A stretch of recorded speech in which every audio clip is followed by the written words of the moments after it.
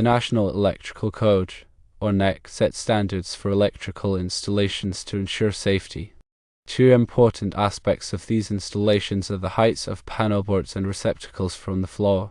We will be referencing National Electrical Code Article 384.16 regarding panelboard minimum height from the floor and National Electrical Code Article 406.12b relating to receptacle heights from the floor. National Electrical Code Article 384.16 addresses the height requirements for panelboards. This section of the code specifies the minimum vertical clearance required for panelboards. The intent is to ensure that the panelboard is accessible and usable for electricians and other qualified personnel. The specific height requirements might vary depending on the edition of the National Electrical Code being used and any local amendments to the code. Generally, the code specifies that the top of the panelboard enclosure should not be located too high above the finished floor or working platform.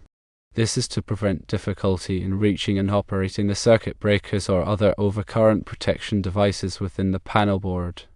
The clearance is typically set to allow a person of average height to easily reach the highest breaker.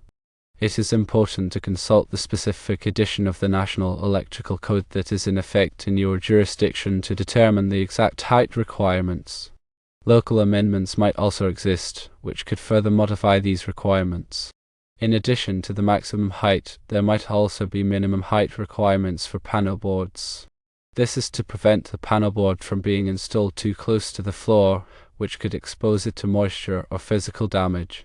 Again, the exact minimum height might vary depending on the specific edition of the National Electrical Code and any local amendments. The National Electrical Code also addresses the height requirements for receptacles. Specifically, National Electrical Code Article 406.12b is relevant here. This section of the code typically does not specify a minimum or maximum height for receptacles in general applications. The reason for this is that receptacle height is often determined by functional and aesthetic considerations. However, there are exceptions and specific requirements that might apply in certain situations or occupancies. For example, in dwelling units, the National Electrical Code requires that receptacles be installed so that no point along the floor line in any wall space is more than a certain distance from a receptacle outlet. This is intended to ensure that extension cords are not used excessively, which can create a safety hazard.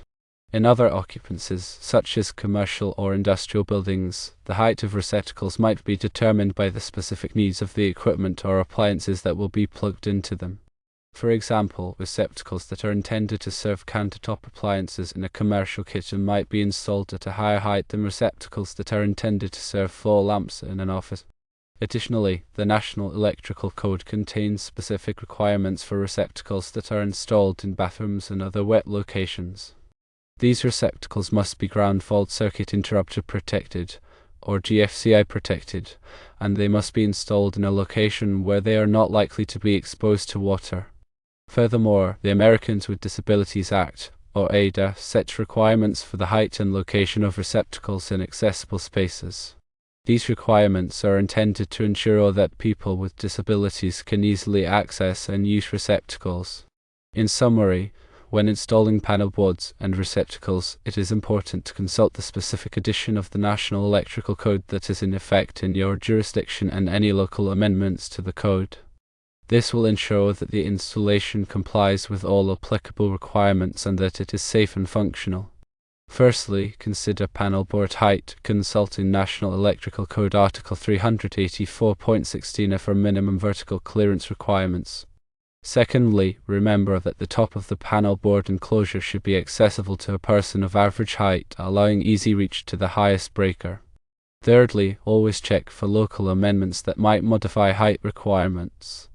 Fourthly, also check for minimum height requirements to avoid panelboards being too close to the floor, exposing them to moisture or physical damage. Fifthly, when it comes to receptacle heights, there are generally no specific minimum or maximum heights in the National Electrical Code. However, there are exceptions in certain locations. Sixthly, in dwelling units, ensure receptacles are placed so no point along the floor line is too far from an outlet. Seventhly, in commercial or industrial settings, receptacle height may be determined by the equipment they serve. Eighthly, remember that receptacles in bathrooms or wet locations must be GFCI protected. Ninthly, be aware that the Americans with Disabilities Act sets specific height and location requirements for receptacles in accessible spaces. Tenthly, the NEC and local amendments should always be consulted before performing electrical work. In addition to the specific height requirements for panel boards and receptacles, the National Electrical Code also contains general requirements for electrical installations. These requirements cover a wide range of topics, including wiring methods, overcurrent protection, grounding, and bonding. It is important to be familiar with these general requirements to ensure that electrical installations are safe and code compliant. Wiring methods refer to the types of wiring and cabling that are used to connect electrical equipment and devices. The National Electrical Code specifies the types of wiring methods that are permitted for different applications.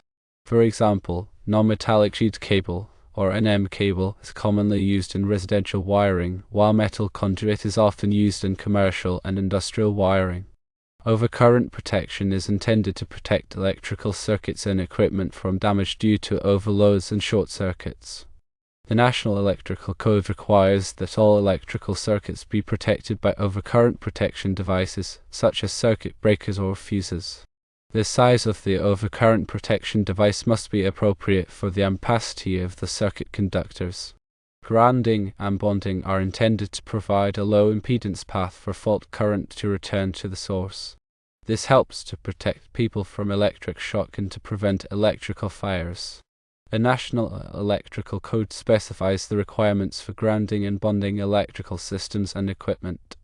In addition to the requirements in the National Electrical Code, local codes and regulations might also apply to electrical installations. These local codes and regulations can vary depending on the jurisdiction. It is important to check with the local authorities to determine what codes and regulations are in effect in your area. When performing electrical work, it is important to follow all applicable codes and regulations. This will help to ensure that the installation is safe and code compliant.